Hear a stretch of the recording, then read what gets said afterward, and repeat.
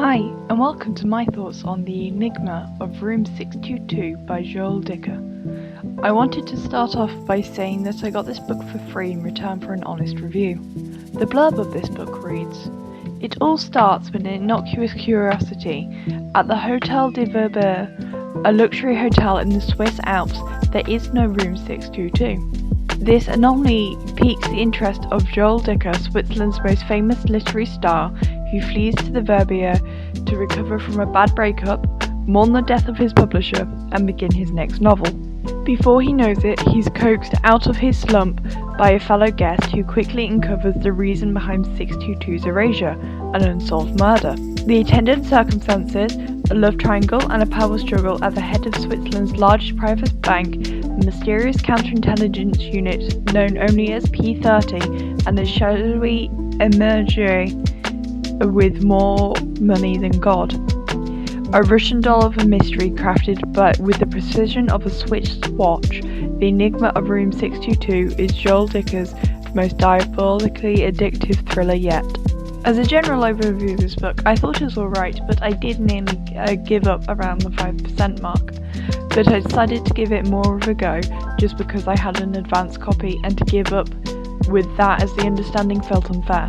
Once I battled through a bit longer, I began to enjoy the book a lot more. However, I didn't like it enough to make me want to go and buy my own copy or to investigate any of the author's other works. The biggest issue I had with the start of this book was the way it portrays women.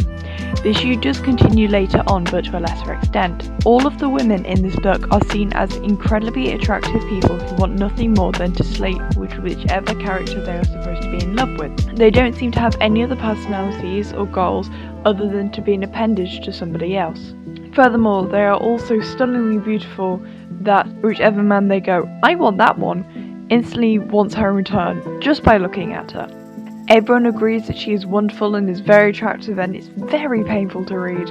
Even the one woman who is not portrayed as a love interest, who is the assistant to the author who features in this book, I think I'm going to get to in a minute, is still expected to centre her life around him. I feel like this is best summed up in the quote, "Joel, I'm not going to cancel my holiday because your girlfriend dumped you." The author appears in the book in a slightly confusing way.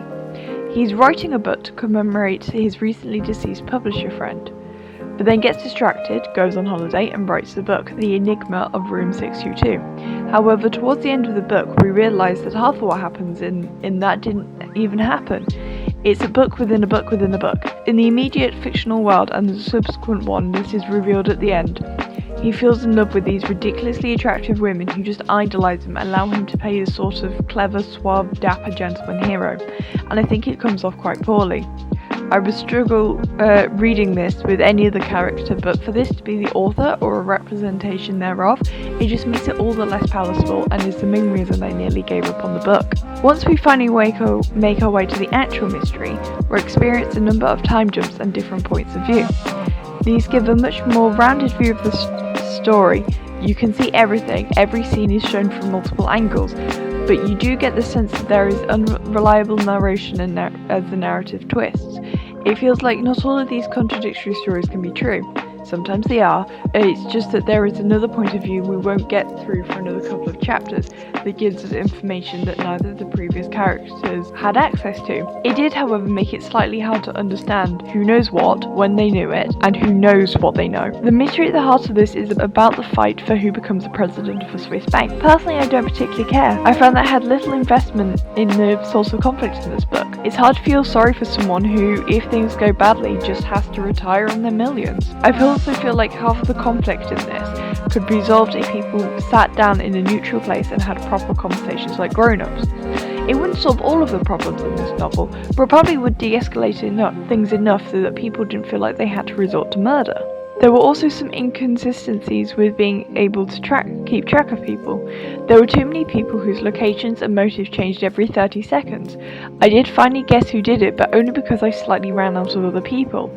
Everyone is tied up in 6 million different ways of why they could or couldn't be the murderer based on evidence that they might reveal if you ask them nicely and it's Tuesday and it's raining in France.